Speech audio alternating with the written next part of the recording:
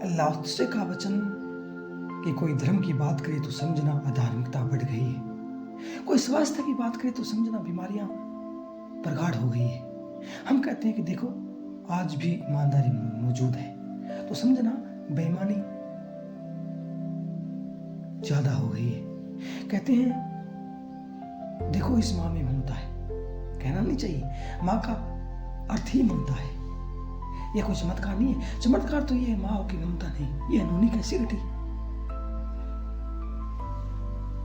कोई स्वास्थ्य की बात करे तो समझना बीमारियां फैल रही है रग रग में, अच्छे विफल हो जाते हैं और बुरे सफल। अगर तुम्हें ऐसा लगता है तो समझना तुम्हें अच्छाई बुराई का अभी तक पता नहीं चला है, क्योंकि बुरे लोग के तुम धन ही देखते हो, उसकी अंतर्दशा नहीं देखते, उसकी बेचैनी उसकी तकलीफ नहीं देखते।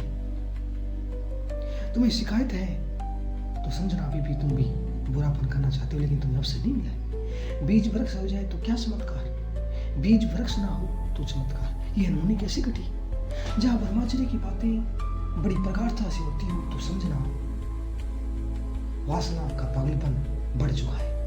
जहां प्रेम ईमानदारी करुणा अहिंसा पर जोर दिया जाता है तो समझना लोगों में बेईमानी घृणा हिंसा बढ़ गई है।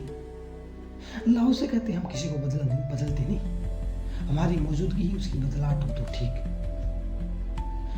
हम उसकी स्वतंत्रता पर हनन नहीं करते, जबरदस्ती नहीं करते, क्योंकि जबरदस्ती दिया गया स्वर्ग भी नरक से भी बदतर है। जबरदस्ती नहीं की जा सकती, तुम्हारी समझ ही। तुम्हें लगता है कि जिस रास्ते में चल रहा वहां सिर्फ दुख है बेचैनी है तो छोड़ दो, जबरदस्ती क्या। और मनोविज्ञान तो ये अजीब बात कहते हैं कि बच्चे को जितना रोका जाए निषेध में निमंत्रण, जितना कहा जाए नहीं नहीं उतना ज्यादा रस होता है कि पता नहीं हो, पता नहीं कौन सा सुख ले रहे हैं, जो सिगरेट पी रहे हैं, जो शराब पी रहे हैं। अगर तुम्हारे अंदर आकांक्षा है तो मैं कहूंगा एक बार पी के देख लेना, देख ही लेना क्या कुछ है। अगर तुम समझदार हो, होश से भरे हुए, तुम पाओगे बैठते कुछ भी नहीं है। लेकिन आदमी दुख झेल लेता है, शराब का भी कुछ भी नहीं है लेकिन फिर भी झेल लेता है। कौन सी आशा में, लेकिन झेल लेता है।